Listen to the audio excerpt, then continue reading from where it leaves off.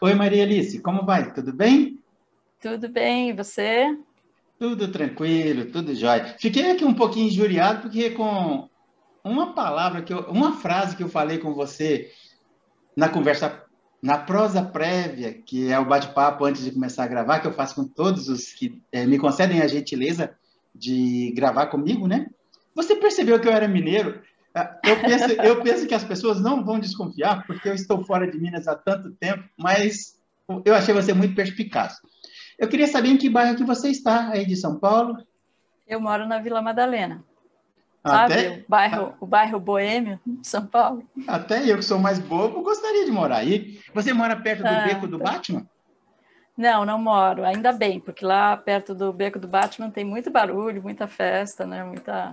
Eu moro na parte alta da vila, então aqui é gostoso porque não é silencioso e quando a gente quer passear, desce o morro e tá lá na folia.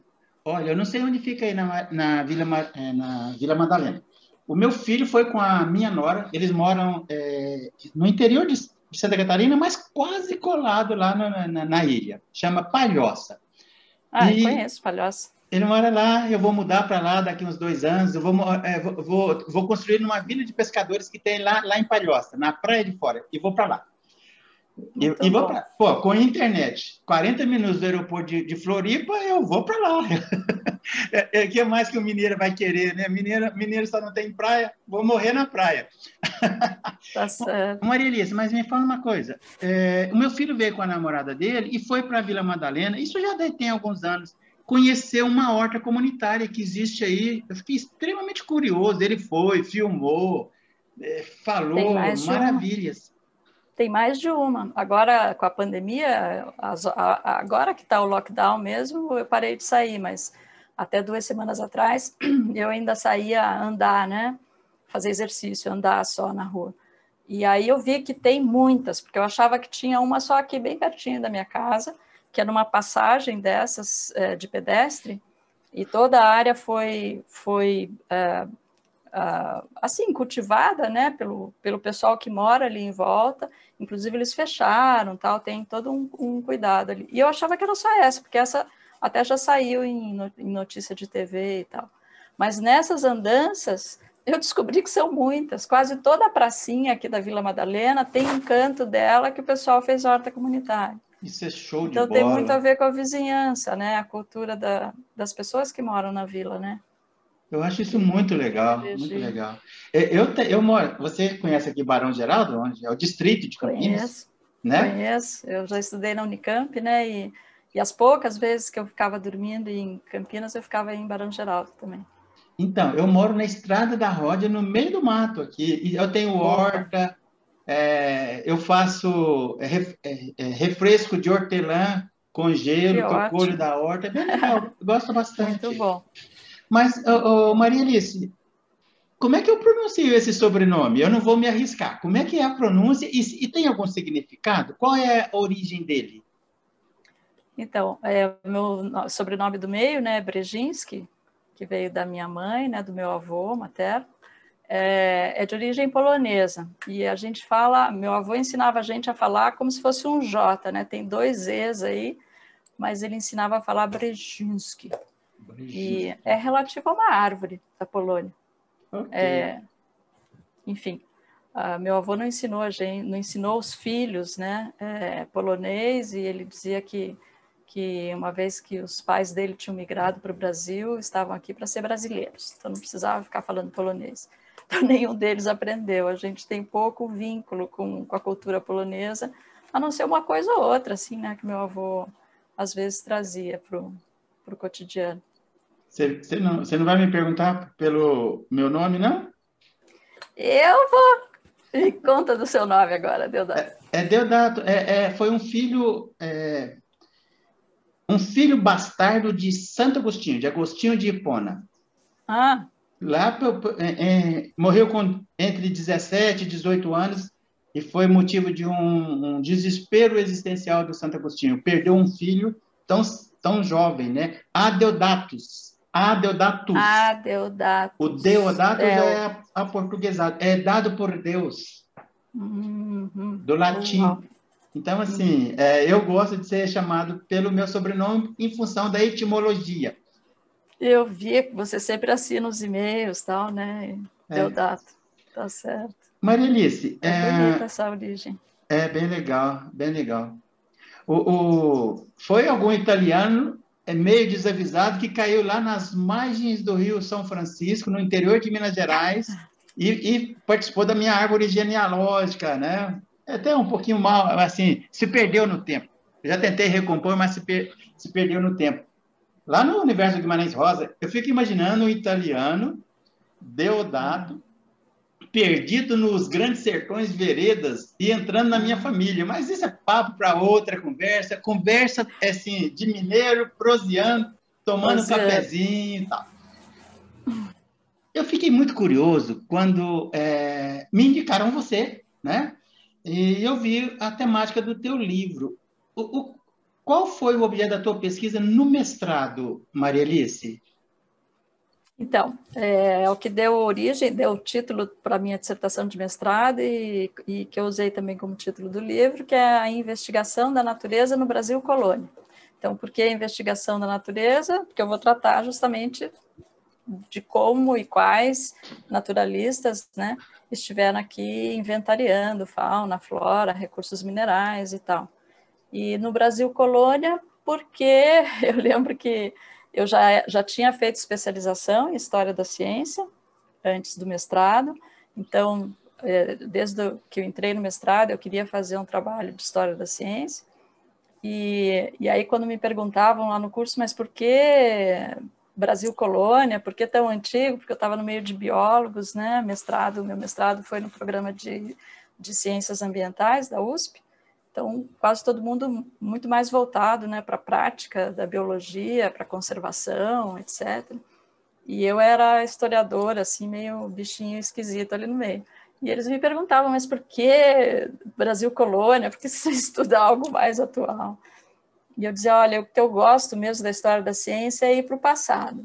Quanto mais antigo, para mim, mais atraente é. E eu acabei ficando no século XVIII, né, porque é o foco aqui do livro, porque é o último século que a gente ainda tem acesso a maior parte dos textos nas línguas nacionais, né?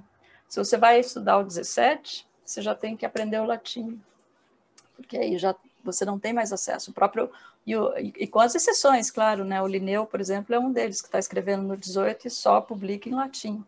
Então tem as exceções, mas grosso modo eu podia estudar a história natural escrita em português, né? Claro que é o português do século XVIII, que depois eu descobri que era tão difícil de ler quanto, não sei se tanto quanto um latim, mas também era um desafio de leitura, né? Então, isso assim, aquelas escolhas iniciais, assim, quando você está começando o curso, né, que você tem que ir definindo fronteiras e lembro de ir por aí para escolher período, né, que eu ia trabalhar. Okay. Também porque eu conhecia um pouco já desses naturalistas, né? São trabalhos muito bonitos. Uhum. Depois da vinheta, a gente vai conversar especificamente sobre o seu livro e a sua pesquisa, tá bom? Bacana. Até já, né?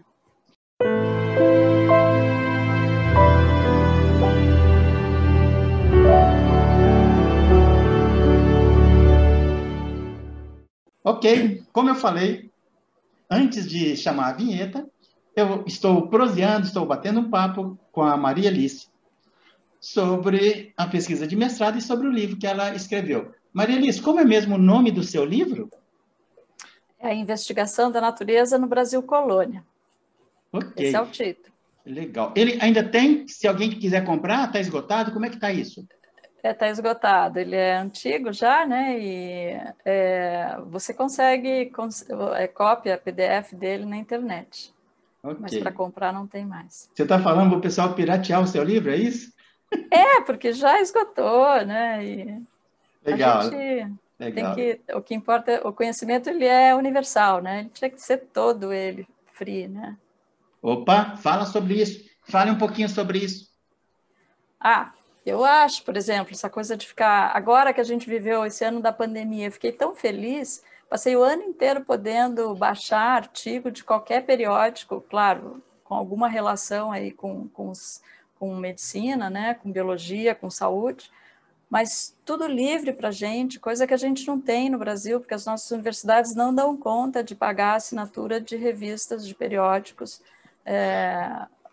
no volume que a gente sabe que as universidades europeias, as universidades americanas têm, né?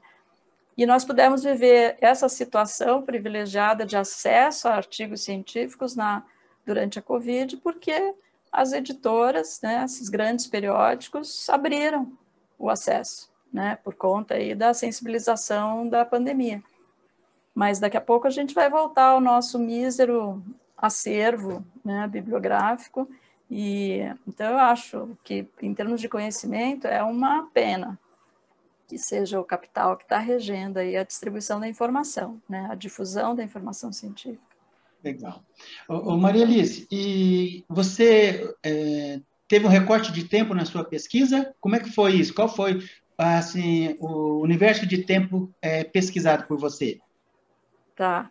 Eu gostava muito, quando eu entrei nesse mestrado, né, no mestrado em ciência ambiental, ali na USP. O programa de ciência ambiental estava na segunda turma, a gente estava começando, foi logo depois da Rio 92, né? Então tinha assim todo um culto aí à área de meio ambiente, e eu entrei lá, mas já entrei com o curso de especialização em História da Ciência. Já entrei nesse mestrado querendo fazer pesquisa histórica, de história da biologia, de história da natureza, né, ou das investigações da natureza no Brasil. E aí fui me interessando cada vez mais pelo século XVIII, pelos naturalistas do século XVIII, é a época do iluminismo, é a época de uma racionalidade, né, que marca aí um rompimento, né, com o saber renascentista. Então eu gostava muito do século XVIII. E ao investigar na história da ciência, a gente aprende que eu tenho que falar, enquanto historiador, eu tenho que falar sobre o século XVIII sem julgá-lo com os olhos do presente, ou seja, com o conhecimento que eu tenho hoje. Eu tenho que ir lá para o século XVIII e a metodologia da pesquisa em história vai justamente te ajudar a se despir o mais possível dos conhecimentos atuais para que você conheça aquele entorno lá. Então, como é que a gente faz isso? Se eu quero entender um cara que está escrevendo no 18, eu tenho que ler a obra dele e tenho que ver com quem que ele está conversando. E vou ler também as obras dessas pessoas com as quais, desses autores, com os quais ele está dialogando, com os quais ele está discutindo conceitos ou discutindo métodos, seja lá o que for. E então isso vai te aumentando as leituras daquele mesmo século. E ao fazer isso, você vai se apropriando do léxico, de que termos eles usam, e aí você vai aprendendo a dar o significado desses termos conforme eles entendem e não conforme o entendimento atual. Então, tem muitas palavras que elas permanecem a mesma, mas o significado muda. E você só vai perceber isso a hora que você vai ler esses originais. Mas, olha, eu estou muito interessado, Maria Alice, assim, é porque você está descortinando informações que, para mim, são extremamente interessantes. Eu chamo de estranhamento do pesquisador. Não deixar o objeto da pesquisa dele ser contaminado por impressões. Olha só, você tem um estranhamento no sentido de não ler. Nesse caso, não é só impressão, é não ser contaminado pelo saber atual. Porque a tendência que a gente tem, sem a metodologia da pesquisa histórica, é de você traçar paralelos do passado com o presente e traçar linhas de continuidade. O que é um erro.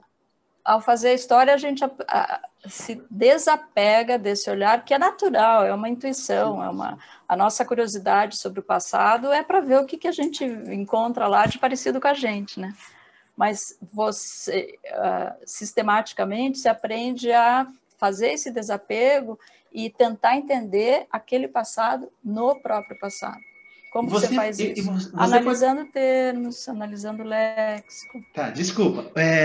Uma curiosidade. E você foi tomada de alguma surpresa em função do que você viu ser produzido lá? Te causou algum impacto? Tem coisas maravilhosas, né, quando você vai para o passado. Porque, claro que tem muitas semelhanças também. Mas eu acho que o impacto que mais... Bom, deixa eu só contar, então, você tinha me perguntado do corte temporal, e daí eu vou responder essa tua segunda pergunta, mas eu preciso falar desse corte temporal. Por quê? Porque eu estava te falando que eu queria falar do 18. Para falar dos naturalistas do 18, eu tinha que ler vários naturalistas do 18. Só que a hora que você olha para aquilo, você diz, nossa, mas como eles sabiam já tantas coisas assim? Da onde vem esse conhecimento deles? Então, o trabalho do historiador acaba dando sempre nisso, você vai cada vez mais para trás. Então, se eu leio Manuel Arruda da Câmara, que é um dos naturalistas, que depois eu vou falar um pouquinho dele, eu quero saber de onde vem o conhecimento que ele está acessando. Então, com isso, a gente vai para o século anterior, e vai para o século anterior, e vai até uma altura, você tem que delimitar o recorte.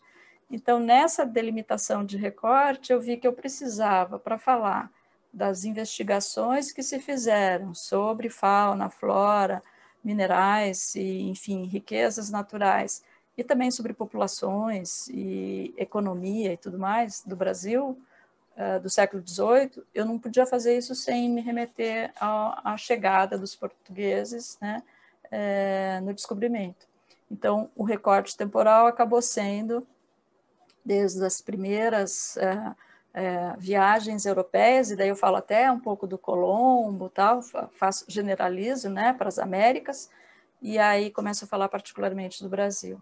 Então, vai, né, do século XVI ao XVIII e, na verdade, início do XIX, que aí eu achei também que, por conta do projeto português em relação ao destino dessa colônia brasileira, um marco, claro, que é um divisor de águas, é a vinda da família real em 1808. Então, eu fiz aí o ponto final da minha história. Então, eu falo mesmo das investigações que foram feitas do descobrimento até mais ou menos início do 19. Nossa, Marielice, se você bobear, você ia se perder, hein? Né? Mas daí eu ia responder a tua segunda pergunta, então. Tá. Por que eu quis falar dessa minha origem lá no 16? Porque a hora que você vai estudar os naturalistas do Renascimento, aí a surpresa é enorme. Assim, para mim foi enorme. Foi muito... a ciência do Renascimento, ela tem uma mistura de erudição com magia, né? O Renascimento ainda não está no contexto das ciências modernas, das novas ciências vindas, né, patrocinadas em grande medida pelo desenvolvimento da física, e esses mesmos princípios também chegam aí no estudo dos seres vivos. Mas no Renascimento você ainda tem o Foucault, né, o Michel Foucault, que falava das epistemes, né, de cada período. Nesse livro eu uso muito essa periodização do Foucault. E quando você vai ler, então, esses naturalistas do 16 e do 17, daí não são brasileiros, né, são europeus, mas que também tiveram por aqui, você encontra muito claro no texto deles aquela identificação que Foucault propõe mesmo, que é um olhar para a natureza que mistura mesmo magia e erudição. Então, o que leva em conta no olhar sobre o ser vivo, eles estão olhando o ser vivo diretamente na natureza, sim, mas não é como se o interesse não tivesse exatamente no ser vivo. O interesse desse estudo do ser vivo está muito mais na relação e nos benefícios que ele traz para o homem, porque para o homem renascentista aí o que importa mesmo é que tudo isso expressa os atos de criação divina, né? E então, quando ele olha para uma planta, ele vai procurar a semelhança dessa planta, ele vai olhar para a morfologia dela, né? E de repente ele, né, um exemplo que o Foucault sempre fala, é a semente de um fruto que se parece com um olho, né, humano. Então essa é uma marca que a natureza deixa, que tudo isso é um feito da natureza, é uma marca, é um sinal de que aquela planta se relaciona com a visão. Então, o naturalista que está fazendo, não digo só a herborização, mas que está investigando usos de plantas medicinais, ele vai relacionar aquela planta com algum benefício para a visão. Você chegou Então, ele diz a que é ver... como se a base do conhecimento tivesse nessas similitudes, e são similitudes de marcas, de sinais escondidos. Cabe ao naturalista encontrar esses sinais escondidos. Muito interessante. Você chegou a fazer assim, a perceber alguma conexão da visão científica dos naturalistas europeus chegando aqui com o conhecimento dos índios brasileiros? E chegou a detectar isso? Porque parece que se confunde, né? Então, eu não tenho um estudo sistemático disso, e desses saberes que a gente chama, né, saberes tradicionais. Acho que essa é uma área ainda da história da ciência que está para ser feita, né, especialmente da ciência né, das populações tradicionais brasileiras. A gente tem alguns trabalhos mais recentes. No meu mestrado eu não passei nem perto, eu fiquei mesmo centrada aí nessa ciência europeia, né? Tanto que os brasileiros, os luso-brasileiros que eu vou tratar, do 18, eles são pessoas nascidas no Brasil, que foram fazer faculdade em Coimbra, em Lisboa, e aí, por conta disso, eles são enviados de volta com tarefas aí de viagens naturalísticas para levantamento das riquezas aqui do Brasil. Então, o meu recorte foi, desde o começo, sempre muito eurocentrado e tal. Mas nessa época já tinha, né, já se desenvolvia, em alguma medida, uma história da ciência antenada, né, preocupada, voltada para os saberes tradicionais, para as culturas periféricas, né? Que a minha opção foi seguir a tradição mesmo. Estava naquela ansiedade de conhecer a história da ciência, a ciência europeia, né? O teu mestrado foi em qual departamento? Em qual universidade foi? Tudo aqui na USP, né? Quer dizer, o mestrado foi na USP, a pós-graduação em História da Ciência foi na Unicamp. Tá, e qual departamento da USP você fez? Porque eu fiquei numa dúvida enorme. Ciências biológicas, história, que departamento foi?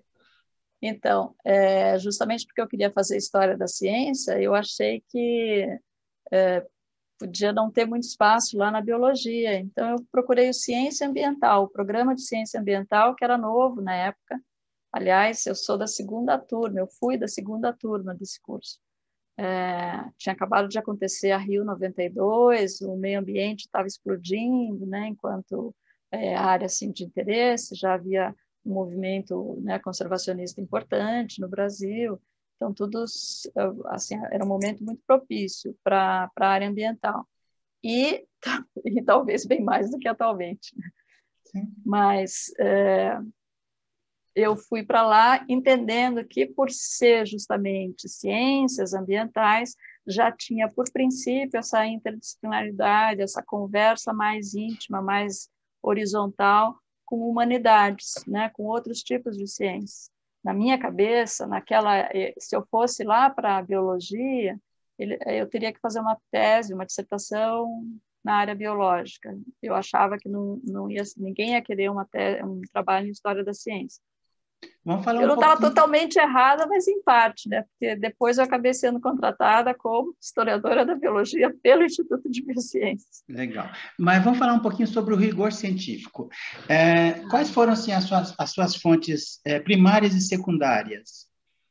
Então, essa é uma pergunta bem bacana, porque também é outra assim, bandeira do historiador da ciência. A gente considera que o trabalho é profissional em história da ciência quando você passa pelas fontes primárias, ou seja, né, as fontes originais escritas pelo pesquisador que está investigando a natureza lá no passado. Então, no caso, eu li, né, os trabalhos deixados por aqueles naturalistas. E essa leitura dessas fontes primárias, ela tem que ser feita, ou ela é feita, né, você se beneficia para a interpretação, né, dessas fontes, você se beneficia das fontes secundárias. Outros historiadores, filósofos da ciência que já falaram sobre esse assunto. Então, a metodologia de pesquisa em história da ciência é ler, ler e ler, né? Mas leia esses dois tipos de materiais. Então, respondendo mais diretamente para você, quais foram as minhas fontes primárias? Eu percorri, como eu disse, eu tinha resolvido voltar e conhecer a tradição dos textos, porque a gente tem no começo do século, né, 16 e 17, a gente tem os textos dos cronistas e dos missionários sobre a natureza brasileira. E esses textos, eles são citados, né, pelos naturalistas do 18. Então, foi por isso que eu preciso começar com eles. Então, eu li alguns, né, selecionei os que estavam mais diretamente relacionados ali aos dois autores que eu foquei no século XVIII. Então, selecionei alguns desses antecedentes, e aí tem que ler o original deles. E, naturalmente, lendo junto todos os trabalhos de história da ciência no Brasil, aí principalmente, né, historiadores da ciência brasileiros mesmo, a gente tem trabalhos feitos por estrangeiros, mas a maior parte é feita por brasileiros mesmo. E Maria isso é Alice, bacana, porque tem bastante coisa. você foi até a Biblioteca Nacional no Rio? Fui, visitei. A gente estava no momento que não era essa leveza toda que é hoje, ficar aqui sentado no seu próprio computador e baixar tudo pela internet. Era, né, muito muito mais complicado, né? Era muito mais complicado. Claro que a gente já tinha computador, já tinha e-mail, já era diferente de outros tempos, mas você tinha que ir atrás dos materiais onde eles estavam. Então, aqui em São Paulo mesmo, eu passei por várias bibliotecas.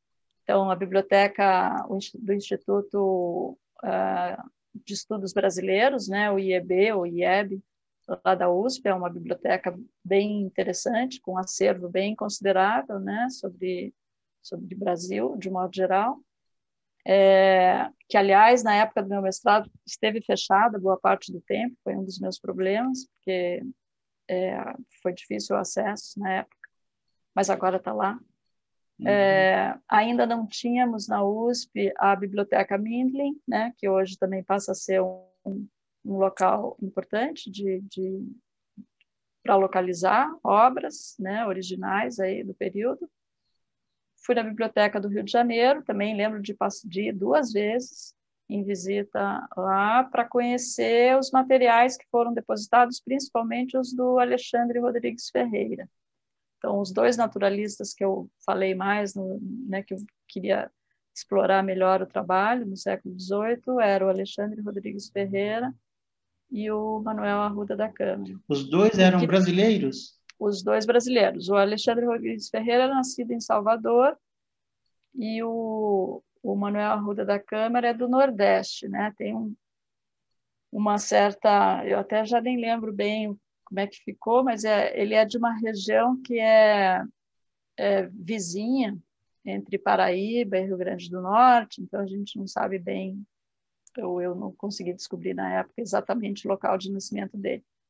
Ok, e mas dessa região. Os 2 foram estudar em Coimbra e voltaram, foi isso? Isso, como eles foram enviados bem jovens para fazer faculdade lá, porque a gente está no século XVIII, você sabe, não tem curso superior por aqui, né? Provavelmente filhos de produtores agrícolas. Isso mesmo, tem que ter algum dinheiro para mandar o filho para Portugal.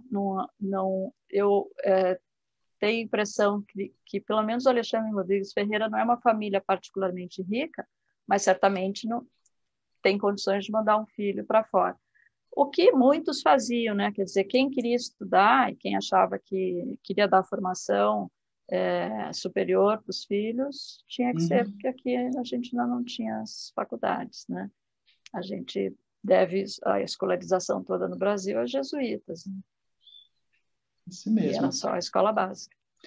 Eu fui, como eu comentei com você na prosa prévia, eu viajei o Brasil inteiro pela Universidade Corporativa, dando aulas por esse país afora, e aproveitei para visitar alguns lugares que eu sempre quis conhecer.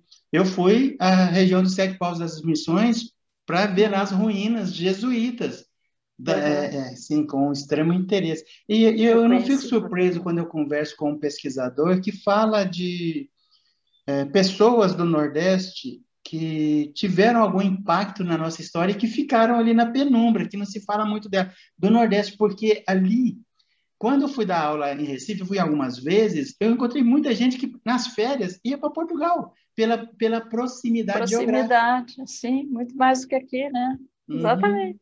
Não, mas É, que interessante. Me fala uma coisa, esses dois... esse, é, pode Desculpe. perguntar. Não, pode falar, desculpe. Eu ia falar do o Manuel Arruda da Câmara, ele vai morar daí em Recife, né, quando ele volta, em Pernambuco mesmo. E ele é justamente um desses autores, eu lembro que aqui no livro eu digo bem, ele era um fazendeiro, né? Voltando de Portugal, ele era um fazendeiro, mas como ele teve esse contato, ele também teve um cargo de naturalista aqui no Brasil já. Então, mas isso era secundário, né? Não era que ele sobrevivesse disso. E por conta dessa coisa não institucionalizada, né? É, eu até escrevo aqui no livro que ele não deixou herdeiros, ele não deixou continuidade, né, do seu trabalho. E aí, uns anos depois, acabei lendo um artigo de um historiador, né, pernambucano mesmo, que me corrige, que ele diz, olha, o livro tal, né, da professora lá, menciona que o Manuel Arruda da Câmara não teria deixado herdeiros intelectuais, mas tem sim, e daí ele conta lá a história dos outros que ele achou. O que é fantástico e o que mostra exatamente isso que você está dizendo. A gente conhece muito pouco, e é uma felicidade saber que tem gente cavocando os acervos, né, que em Pernambuco mesmo, em Recife mesmo, né, existe, para contar essa história, essas outras histórias, né, da institucionalização e das ciências no Brasil. Maria Elisa, eu vou fazer só um parênteses aqui na nossa conversa e vou voltar para não sair da espinha dorsal. Mas, assim, sobre essa questão da presença no Nordeste de pessoas interessantes ao longo da história. Uhum. Eu entrevistei, já está no canal, depois eu mando o link para você assistir, um filósofo. Olha que Sim. interessante o mestrado dele, foi mais ou menos parecido com o seu. Ele foi pesquisar como o Spinoza, Ah, filósofo holandês. do século XVII, se não me engano, como o pensamento dele, as obras dele chegaram ao Brasil. Foi um Chegaram. mapeamento histórico. E ele descobriu Bacana. um cara no Nordeste. Eu não me lembro o Uhum. nome, um cara que Uhum. escrevia sobre Spinoza, assim, de uma maneira meio aleatória. Ele achou o cara lá no meio. E ele não conseguia entender, falou, como é que esse cara descobriu Spinoza e citou, assim como depois ele viu que o Machado de Assis também, Sim. Mário de Andrade e Machado de Assis também faziam, entre aspas, uma certa apologia do pensamento de Spinoza. Mas deixa eu voltar aqui. A nossa conversa, se eu for aí na Vila Madalena um dia tomar um café, te convidar para descer para tomar um café comigo lá embaixo, a gente vai A conversar gente sobre vai muita coisa. E você já está convidada, viu? Se vier a Campinas aqui, nós vamos tomar um café e vamos prosear muito aqui em Barão Geraldo. Deixa eu voltar aqui. É uma pergunta que eu não quero deixar escapar. Nesse trabalho desses dois naturalistas brasileiros que foram para a Europa e voltaram para cá, eles fizeram uma classificação de animais e plantas, reino, filo, classe, gênero, família, espécie. Eles fizeram isso? Não exatamente, eles têm histórias bem distintas, os dois. Bom, por um lado, pelo lado acadêmico, sim, eles já foram formados lá no contexto da reforma universitária lá de Coimbra, que introduz ciências modernas, e para a introdução das ciências modernas em Coimbra, eles chamam para a área de história natural um italiano, né, que é o Domenico Vandelli, um naturalista, e é ele que vai coordenar a formação do curso de História Natural e a formação, né, desses jovens que têm não só do Brasil, mas de outras partes do reino português, né? E nesse curso, claro, o Vandelli, ele era correspondente do Linneu, então sim, ele com certeza ele introduziu a taxonomia linneana e esse modelo de fazer inventários Maria completos da Elice, para natureza. quem não é da área, explica o que é taxonomia, por gentileza. Explico sim, a taxonomia é um nome que aí eu estou usando até anacronicamente, porque ele ainda não existia esse termo no século XVIII, falava-se em classificação, né? A taxonomia, o termo taxonomia foi cunhado pelo de Candolle, daí já para nomear o que ele queria chamar de ciência da classificação, que é uma ciência toda ela voltada com uma teoria própria para nomear, identificar e classificar vegetais e animais, né? Ok. Então, é a ciência da taxonomia. Quem estuda antigamente, né, os cursos, no meu tempo de biologia, bem antigamente, quando eu fiz a faculdade de biologia, eu tinha uma disciplina de taxonomia. Hoje em dia, a gente não tem mais como disciplina, né? A taxonomia é quase que uma ferramenta, né, que você usa, mas não existe mais um interesse, enquanto tal, pela disciplina, né? A gente faz outro tipo de abordagem. Mas, Hoje sem está dúvida, quase tudo classificado, não está? eu não vou ter os números aqui de cabeça, mas tem a estimativa de que, por exemplo, a Amazônia tem uma quantidade imensa, e há estimativas numéricas, assim, de Ok. quantas espécies para conhecer ainda. É Uhum. claro que aí a gente já está falando muito mais de insetos, né? No caso dos animais, mas mesmo e plantas de quase todos os grupos, né? Supõe-se que ainda estão para ser conhecidas em lugares como a Amazônia. Ok. Como é que Mas foi você tinha o... perguntado deles, eles usavam, então, esse conhecimento científico, né, sobre as classificações, essa tradição do Linneu, mas eles vieram para o Brasil, tanto um quanto o outro, em condições muito diversas de uma academia, de uma universidade europeia, mesmo Coimbra, né? Ou de outros centros europeus.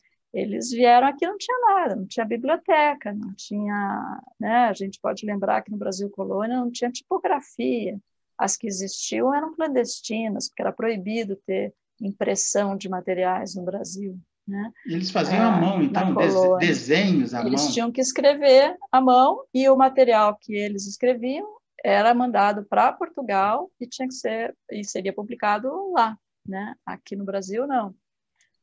E aí, bom, são duas histórias bem diferentes, então eu vou contar um pouquinho de cada um deles, tá?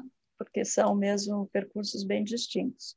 O primeiro naturalista, que eu acho que é importante e seria muito legal que os nossos jovens já conhecessem o trabalho dele, né? Lá nas aulas de ciências, né, do ensino fundamental, do ensino médio, acho que seria muito bacana se os professores se dedicassem a contar, né, do trabalho do Alexandre Rodrigues Ferreira, que é o que nasceu em Salvador, também foi bem jovem, foi com 14, 15 anos, para Portugal, e lá ele ficou estudando até que vem a reforma, até que o Vandelli está lá coordenando, né, esse curso de História Natural, e se desenvolve o projeto do Marquês de Pombal, né, de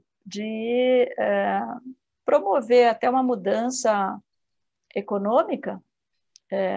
Como se sabe, né, Portugal até então vivia basicamente do comércio, e o Pombal é um daqueles que aposta no que eles chamavam de fisiocracia, que é uma teoria econômica de origem francesa, que era promover o desenvolvimento das nações menos pelo comércio e mais pela agricultura.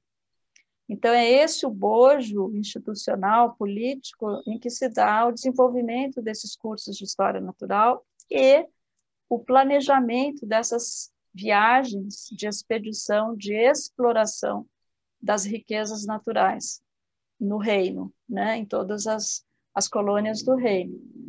O Alexandre Rodrigues Ferreira, como né, nascido em Salvador, que faz o curso e se localiza bem lá na instituição, junto a Vanderlei, ele vai ser designado para comandar a primeira expedição para o Brasil, para fazer esse levantamento no Brasil. E ele passa 9 anos viajando pela região do Rio Negro e Amazonas, Ele trouxe uma equipe? coletando.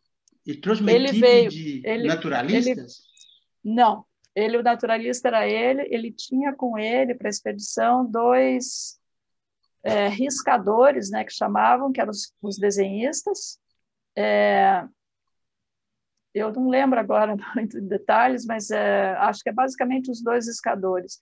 O restante do grupo, ele montava nos lugares onde ele estava mesmo. Então, ele se cercava, assim, de índios, batedores, que né, ensinavam os caminhos, ele tinha que montar, como era uma expedição, e sempre com muita gente, ele tinha muitos objetivos nessa expedição, não era Quem financiou? a coroa, a coroa, é Pombal, né? Uhum. É esse projeto iluminista aí de Pombal, por isso que eu fiz essa introdução aí, contando dessa iniciativa de você desenvolver, então, o pressuposto é que você iria promover o desenvolvimento econômico de Portugal via agricultura.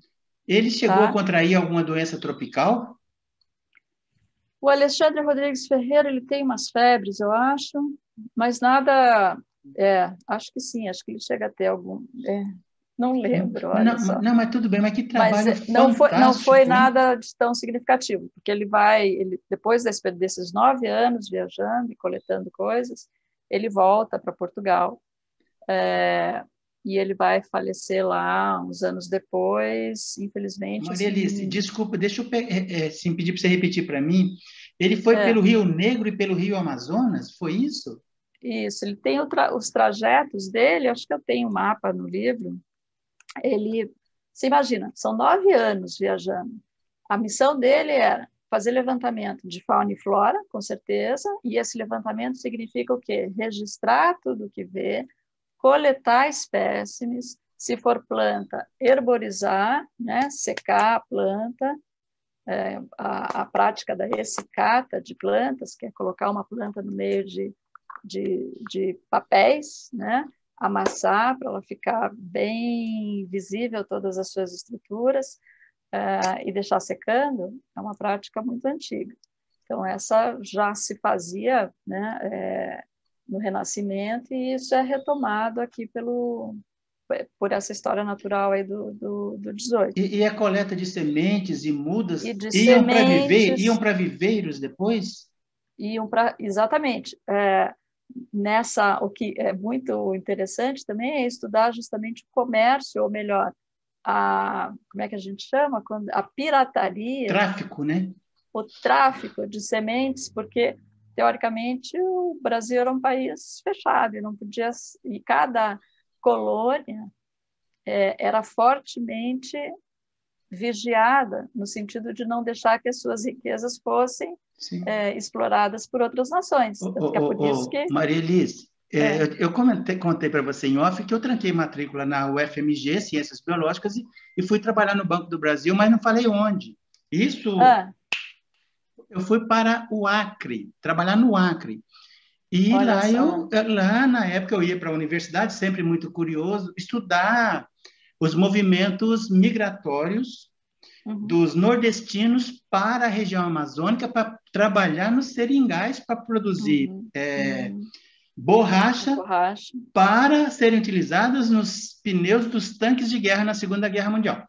Mas o que quase arrebentou com o estado do Acre, a economia dele, foi o tráfico de sementes de seringueiras para a Malásia, onde ela passou a ser cultivada e produzida de forma racional. E lá, até hoje, bom, até hoje eu não posso falar, mas por um bom tempo foi por extrativismo. Eu acho que na época ele Isso, não chegou a ter isso. contato com as seringueiras, acho que nem se conhecia. É. Não, isso Mas que trabalho foi interessante depois. o seu, viu, Maria Alice? Muito interessante.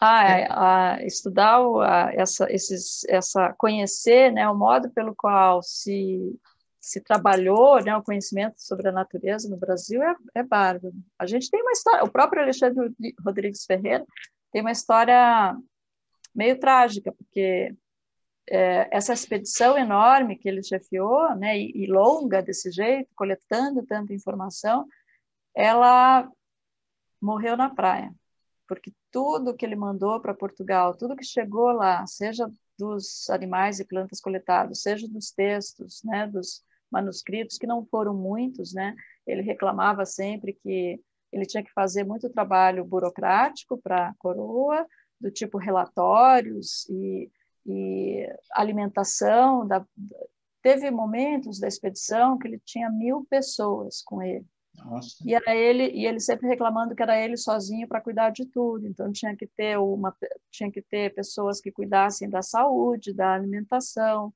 E ele sempre reclamando que ele não tinha tempo Ele para não nada. tinha médico junto com ele ali? Sim, tinha os especialistas, né, em saúde que acompanhavam.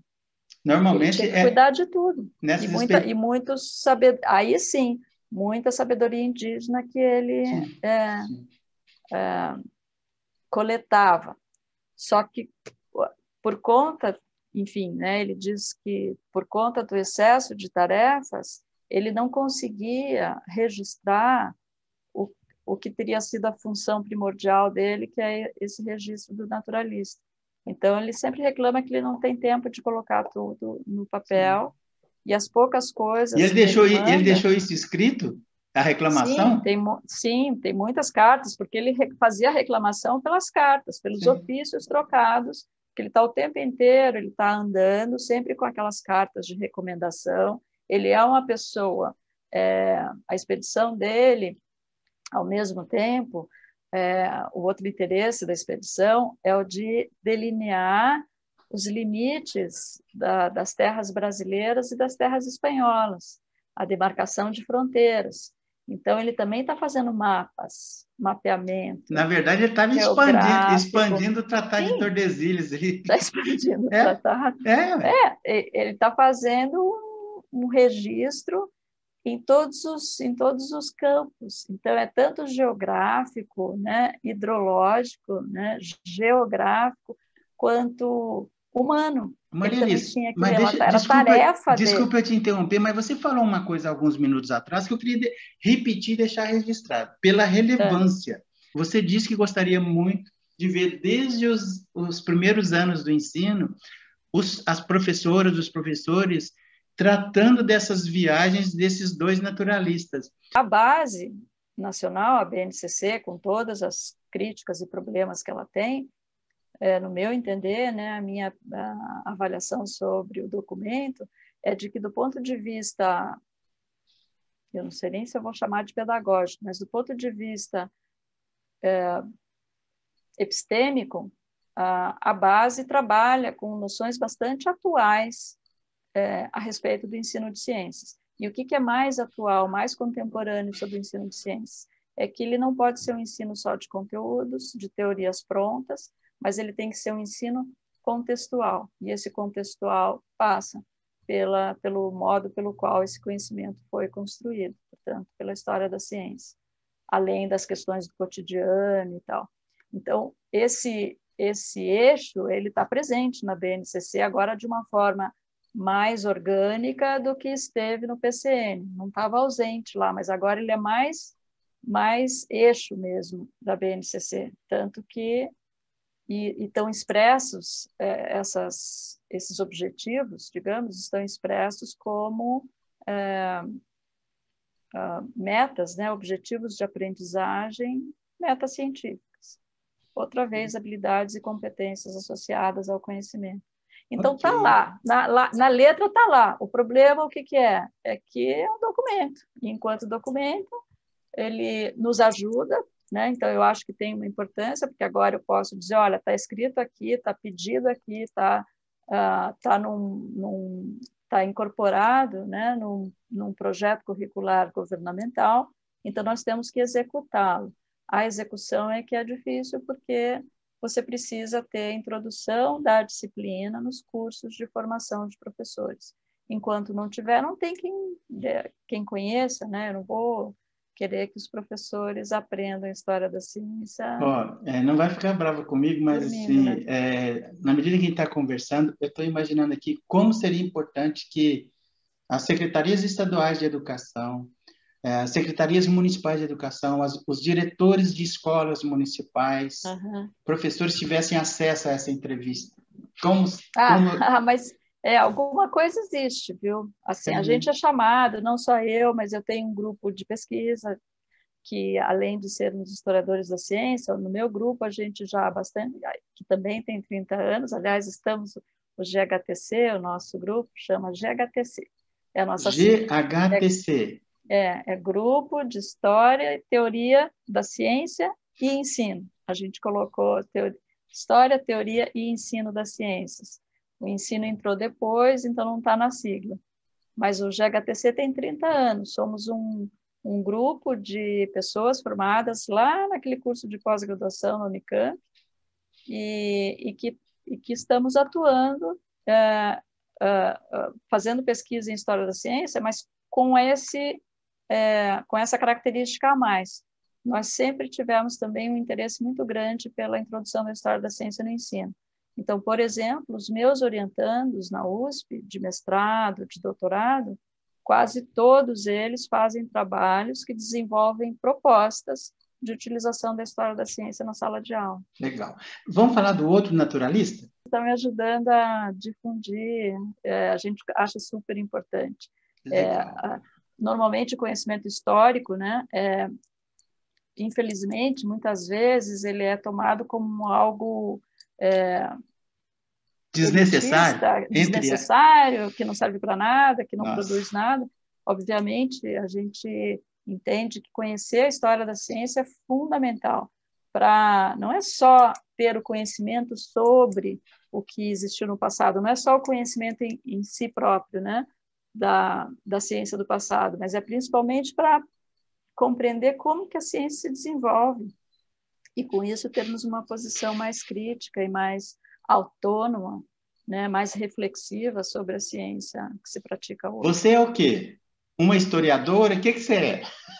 Eu sou bióloga de formação. Pergunta de mineiro, não. O que você se considera? Historiadora da ciência, historiadora da biologia. Tá. Tanto veja só, os biólogos podiam se vacinar, né? Certos profissionais de saúde faziam parte, junto com os profissionais de saúde, os biólogos foram incluídos no grupo de prioridade. Você ficou fora. Eu disse, mas eu sou historiadora da ciência, eu não me sinto. E aí? E o outro? Então, o Manuel Arruda da Câmara, então ele é nordestino, ele também vai para Portugal, só que ele tem uma condição um pouco melhor. Quando ele volta como um fazendeiro, ele tem uma terra e ele tem ali o meio de sustento dele. Então, a dedicação que ele faz, né, que ele tem à história natural, a cumprir objetivos de ser um naturalista da coroa por aqui, ele faz mais por diletantismo, né, por acreditar naquilo. Porque se ele o que eu estou falando aqui não é nada que é tão especial, né? A gente não quer endeusar ninguém aqui, a gente faz o que a gente gosta na vida e o que precisa para sobreviver. É que no caso dele, eu só quero mostrar que se ele não tivesse essas condições de se manter, possivelmente ele não produziria muita coisa, porque não existia nada aqui, como eu contava antes. A produção dele foi superior à do outro? A do Alexandre, na medida em que ele conseguiu publicar, ele conseguiu se colocar. O Alexandre, tudo que ele tinha mandado para Coimbra ficou sem publicar. Nós só fomos conhecer os textos dele publicados no fim do século XIX. E as cartas dele estão lá na Torre do Tombo? A Torre do Tombo é o Arquivo Nacional de Portugal. Isso. Elas estiveram e boa parte do material do Alexandre Rodrigues Ferreira veio para a Biblioteca Nacional do Rio de Janeiro, por isso que eu tive lá várias vezes. Dizem, né, contam os passarinhos por aí, contam que há materiais, sim, trancafiados do Alexandre Rodrigues Ferreira lá em Portugal, mas isso é intriga, a gente não tem dados. Intriga que eu digo, existe um certo mito aí em relação a isso, que alguns pesquisadores portugueses trancaram as 7 chaves e a gente não teve acesso. Por quê? Porque houve um acordo entre os governos para que o material viesse para a Biblioteca Nacional do Rio de Janeiro. Uhum. Então, se alguma coisa ficou, não devia ter ficado. Então, é por isso que tem essa... Enfim, até que se prove, fica só na suposição. Essas suposições, essas conjecturações em relação a uma história despertam uma curiosidade enorme. Tem um personagem da história do Brasil, também não vou entrar nisso aí, senão a gente vai sair fora, mas eu vou só comentar rapidamente, chama Chalaça. chalaça, uma eminência parda no primeiro reinado, que dizem as boas línguas, olha que eu vejo com, não o que ele era, mas o fato da existência dele eu vejo com bons olhos e acho, pelo menos eu acho, eu gostaria de entrevistar pesquisadores que tenham ido atrás dele, atrás de fontes primárias para comprovar o envolvimento dele com o primeiro reinado. Dizem as más línguas que ele e o Dom Pedro I escreveram a quatro mãos a primeira Constituição brasileira de 1824, à luz da Constituição espanhola e francesa, logo depois, liberais, né? Uhum. Mas aí fecha parênteses, é assunto para outra coisa, mas assim, é o encantamento que essas penumbras da história trazem, né? Mais legal. Então, a produção desse segundo... Esse sim, esse ele conseguiu produzir e ele tinha, como ele já trabalhava bem ele bancou com campo, recurso próprio a impressão? Ele bancou tudo. muita coisa com recurso próprio e ele conseguiu.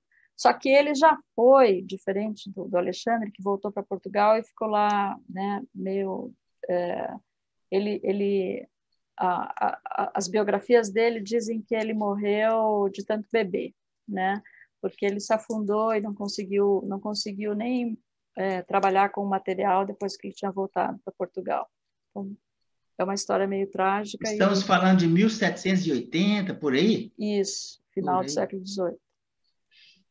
Já o Manuel Arruda da Câmara é um pouquinho depois, né? E ele está publicando no comecinho do 19 e ele já está numa situação melhor porque ele é nomeado naturalista no Brasil. Então, é como se fosse o primeiro...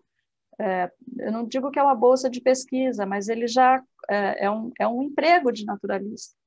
Então, ele tem tarefas desse posto, né, de naturalista da coroa, que ele tem que cumprir. E entre essas tarefas, ele estava muito voltado à agricultura, né, na qualidade dele, na experiência dele de fazendeiro. Então, ele vai falar muito da cultura do algodão, ele vai escrever sobre métodos de melhoramento do solo. Cana-de-açúcar? Não, eu creio. Cana-de-açúcar foi bem antes. O ciclo ele está falando de algodão mesmo.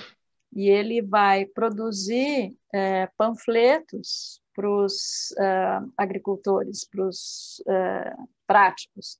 Então, ele tem muito essa questão da prática, né, e de implantar um conhecimento racional, como você mencionou, né, no caso da borracha, lá, da seringueira.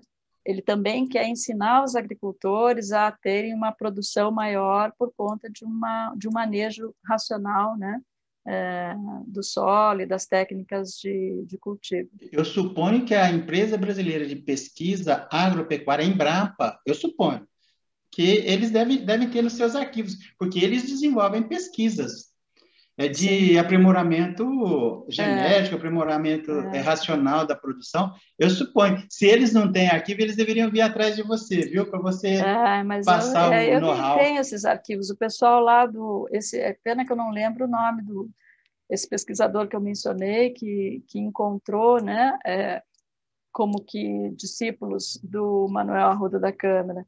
Então, existe sim acervo aí em Pernambuco.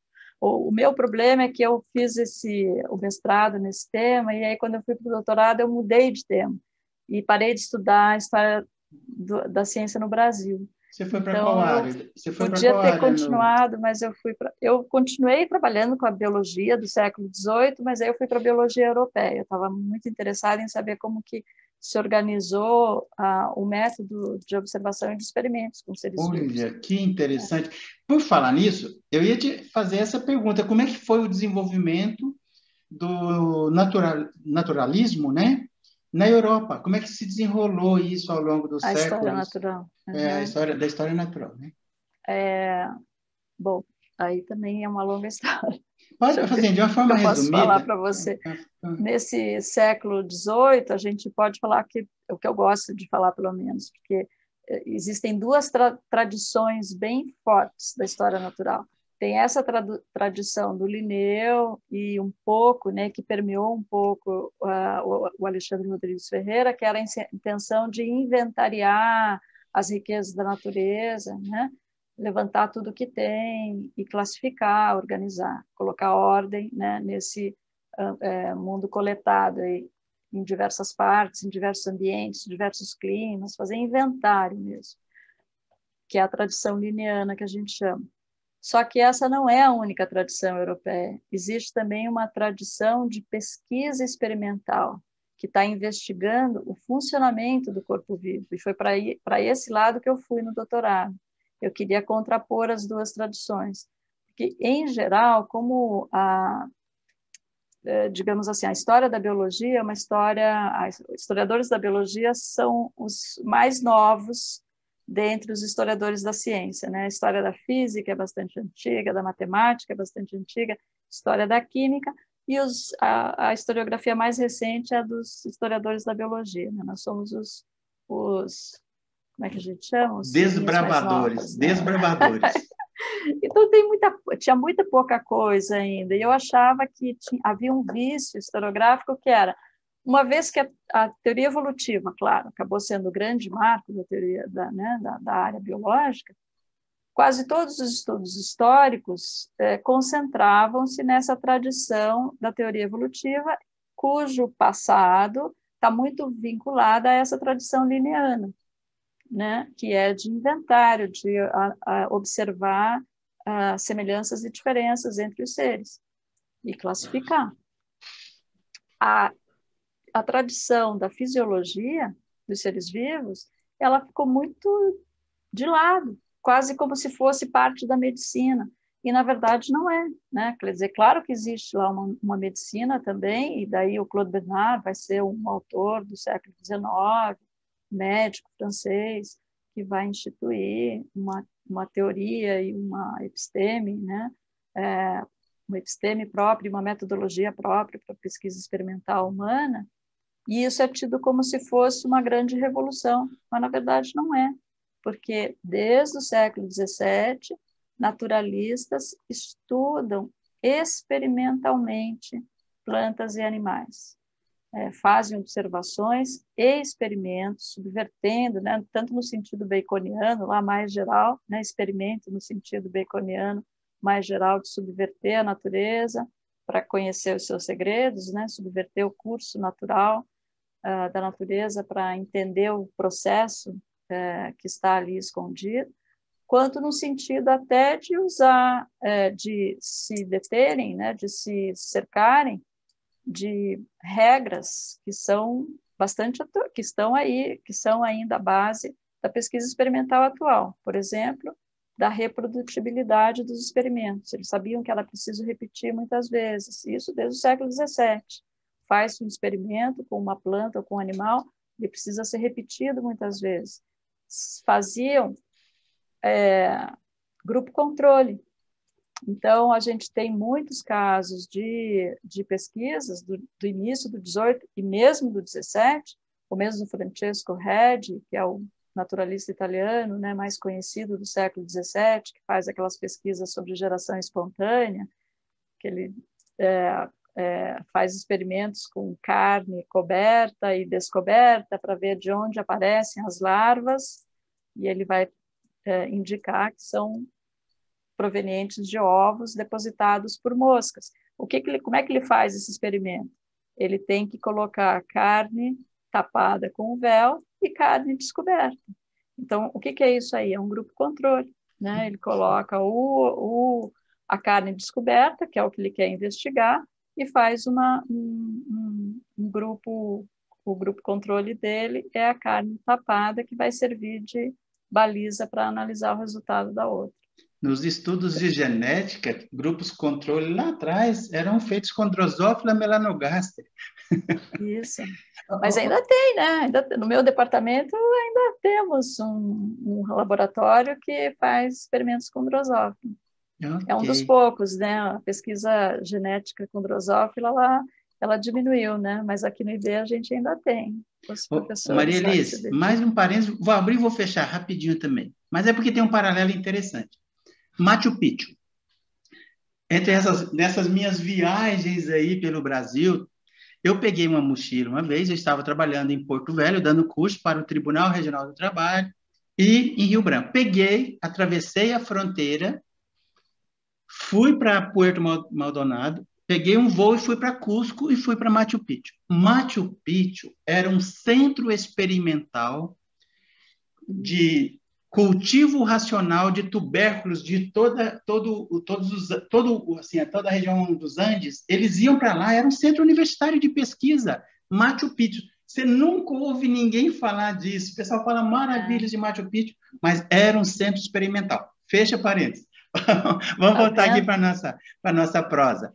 Ok. Mas é isso mesmo. Eu queria que você falasse do desenvolvimento da história natural, especificamente em Portugal, assim, para a gente já caminhando para o final do nosso bate-papo. Então, nesse âmbito aí, o interesse pela natureza é muito grande, seja por razões políticas, econômicas, seja por razões acadêmicas mesmo, né? O século XVIII é aquele que o Linneu diz, não, peraí, existe uma coisa chamada ciência botânica, a ciência por si só.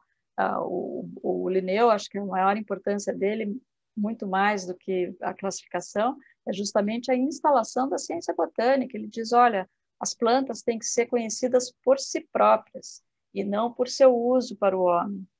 E tem que ser, esse conhecimento tem que ser sistematizado e individualizado. Com isso, ele está querendo dizer, botânica não é mais um adereço, dos médicos interessados em descobrir medicamentos só, que usam plantas para descobrir medicamentos. Ele diz, não, a planta é um reino da natureza e em torno dela, por ela, é que se deve construir uma área, uma disciplina, uma área de conhecimento, e que é a botânica que ele está propondo que tem essa autonomia.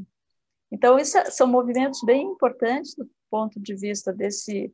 A gente diz que o século XVIII é o momento em que todas as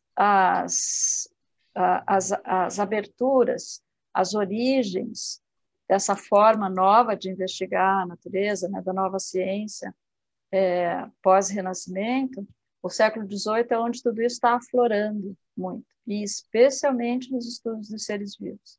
A botânica é a ciência por excelência da época, né? Uma ciência nobre, uma ciência privilegiada. Mesmo os animais, né? A gente tem histórias engraçadas assim dos naturalistas do XVIII. Tem um naturalista que é um francês chamado Buffon, que aqui ele também é pouco conhecido, talvez os estudantes franceses conheçam, certamente ele faz parte do currículo lá. O Buffon escreveu uma obra de história natural com 23 volumes, imensa, uma enciclopédia, né, dos seres vivos. Mas o Buffon era um naturalista que dizia que o importante era estudar os grandes grupos de animais, os animais que hoje a gente chama os animais superiores, né, os vertebrados. Porque ele dizia que os pequenininhos, esses, né, que hoje a gente chama invertebrados, eles não deviam ocupar não deviam ocupar maior espaço na cabeça de um naturalista do que aquele espaço que eles ocupam no mundo. O inseto pequenininho lá no mundo não tem que ser mais do que isso na cabeça do naturalista. Então, existe essa tendência, o que era bonito era o que chamava atenção. Né? Marilice, olha como é interessante a gente não contaminar o pensamento de 2, 3 séculos atrás com a nossa visão de hoje. É claro que ele estava falando uma besteira sem tamanho, mas não era, para a época dele não era. Ele está nessa tradição naturalista de inventário, interessa para ele o que é visível, o que é palpável. Né? 23 volumes? 23 volumes, a História Natural. Ele não escreve sozinho, né? Ele é uma enciclopédia, no sentido de que ele convida, tem alguns volumes que ele escreveu sozinho, mas como ele tem a ambição de fazer uma história natural, mesmo todos os seres da natureza, ele vai convidando, né? Buffon. Isso. Ele convida vários naturalistas que vão escrever. E aí vem aquela coisa que você também mencionou lá atrás, né? Dos autores que... Acho que foi na nossa conversa pré-entrevista, você falava das mulheres, na prosa prévia. Que foi que eu falei? Das mulheres que não levam crédito, né, por sua pesquisa. Não foi? Enfim. Qual era o contexto ali na prosa? O que você falava era dessa coisa de você ter uma produção e não ser reconhecido por essa produção. Uhum. E no caso do Buffon, você vai ver lá, parece que a história natural é toda dele, e só a partir de um determinado volume é que ele começa a pôr o nome dos colaboradores. Tem vários volumes que só tem o nome dele na edição, quando na verdade já era multiautoral. Mas aí tem Isso é aquela coisa falta de honestidade acadêmica. É que outra vez daí é um juízo atual, né? Não estava colocada essa questão ainda da autoria como a partir do 18 justamente vai começar a se impor mais e mais, né? Você sabe que eu sou encantado pelo impacto que, eventualmente, as pessoas que eu converso... Eu sou mineiro, eu começo a achar que todo mundo é meu amigo. Você já é minha amiga. Querendo ou não querendo, eu já estou considerando. Você me causou um impacto numa coisa assim, na minha forma de pensar, que eu achei muito legal. Eu tenho que tomar um cuidado enorme ao depositar os meus olhares sobre o conhecimento produzido no passado. Eu vou passar a tomar esse cuidado. Olha que legal isso, viu? Ó, eu quero te agradecer demais pela tua simpatia, pela tua gentileza de trazer a público a tua pesquisa de mestrado aí. Eu não vou cometer o erro de novo de falar que precisava ser mais conhecido, porque você já ficou meio bravo, mas é que eu acho tão interessante, um trabalho tão interessante, deveria ter uma repercussão muito grande, entendeu? Não, você tem razão. Isso é conhecido quando você começa a fazer pesquisa e você vai atrás das fontes secundárias, justamente, você vê que tem muita gente que escreveu. Mas até você chegar aí, realmente não se sabe por quê, porque não está no currículo da escola. Felice, o seu livro foi escrito numa linguagem acadêmica ou foi para o grande público? Quem baixar o PDF vai se deparar com vai ler, vai ser parecido com a nossa conversa aqui hoje. É uma história que eu procuro mostrar esses vários lados. Tem alguns trechos, algumas sessões que aí eu sou mais técnica ali na biologia, quando requer, né? Mas a maior parte do tempo é essa fala bem geral, é um texto eu queria muito trazer essa visão geral da história da biologia, que é marcada por esses momentos, né? O saber renascentista, com essa coisa mágica, o saber do período clássico, que é esse em que é a nova ciência, método, né? Rigor, que está regendo ali o modo pelo qual se olha para a natureza, se produz conhecimento sobre ela.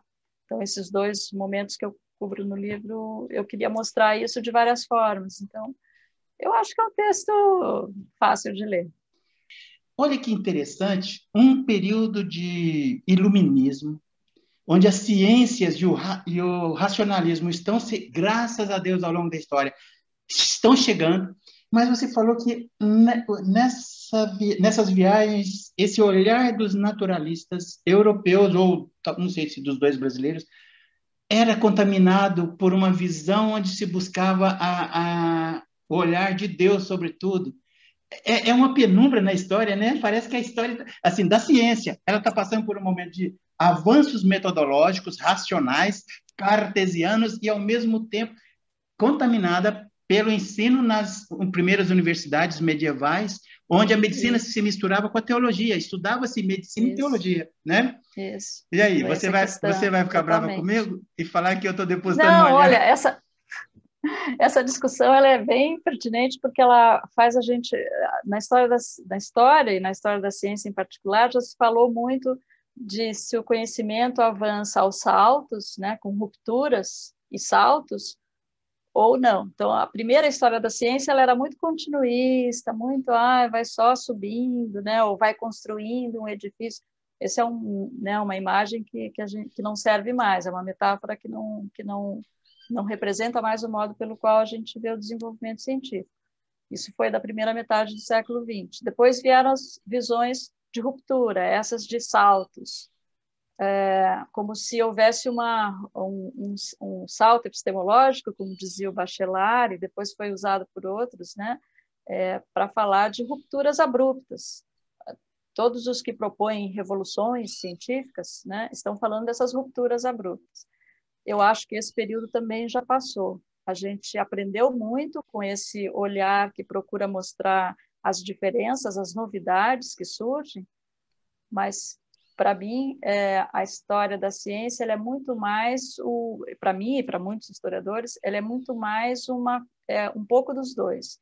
Quer dizer, ao mesmo tempo que existem rupturas que trazem outro nível de epistêmico para olhar para a natureza que seja, ao mesmo tempo existem continuidades. Então você tem autores que estão aqui num determinado momento, uns que já trazem essas visões novas e outros que ainda são herdeiros da visão antiga, e eles estão interagindo. Eles não ficam separados, eles estão interagindo no tempo. Então, essa mescla das duas coisas é que vai produzindo a história. A gente, em termos metodológicos, a gente fala que existe uma miscigenação, uma fusão entre continuidade e descontinuidade. E que eu querer dizer que uma revolução começa num dia tal e acaba no dia tal é um recurso pouco frutífero, né? Porque, na verdade, a gente vai ver um misto de tudo e existe uma tendência à mudança, mas ela é lenta. As revoluções, as mudanças, as novidades científicas, elas quase que sempre elas são muito rejeitadas de início. Elas demoram para serem incorporadas, porque novidade espanta, novidade assusta. E então existe o misto dos dois, né? Existe um pouco de continuidade, um pouco de ruptura. Existe a sobreposição dessas camadas. Maria Alice, muito obrigado por segregar uma parte do seu tempo para conversar com a gente sobre o teu livro. Eu gostaria que você repetisse mais uma vez o nome do teu livro e deixasse aqui alguma forma de contato, se alguma diretora de escola, algum professor de biologia de ensino médio quiser entrar em contato com você, algum diretor de escola para você levar uma palestra sobre a história da ciência. Então, muito obrigado, um abração, as suas considerações finais. Muito obrigada, eu agradeço muito você, Deodato, é sempre um prazer poder falar da área que a gente se apaixona, né, e passa a vida estudando. Eu acredito, sim, que tem uma importância aí para o ensino, para as escolas, a gente tem feito palestras, eu gosto de falar do nome do meu livro, né, Investigação da Natureza no Brasil Colônia. Às vezes eu acho que eu gosto mais do título do que do conteúdo, porque hoje, claro, eu já vejo que precisaria aprofundar muito mais essa pesquisa. Normal, né? E certamente tem muita gente trabalhando com história da ciência no Brasil hoje. Então, acho que para quem está começando, o livro traz um bom panorama e a partir do qual dá para se aprofundar e descobrir as riquezas que cada região do Brasil aí certamente ainda tem para a gente desvendar, né? E que conta essa história aí dessa ciência ainda não institucionalizada, né? Dos períodos anteriores aí. Maria Alice, qual que é o departamento lá na USP que você trabalha atualmente? Eu sou do Instituto de Biociências, o Departamento de Genética e Biologia Evolutiva do IB. Ok, muito obrigado. Um abração. Depois eu passo o meu... Quer dizer, você já tem o meu e-mail, se você quiser fornecer para o grupo, e-mail institucional. Posso colocar? À disposição, pode colocar, claro. Tá bom, então tá bom. Vou colocar na descrição do vídeo e vou colocar na edição aqui embaixo também, tá bom? Aqui embaixo. Isso, tá bom. Um abração. Um abraço para você, eu te agradeço muito.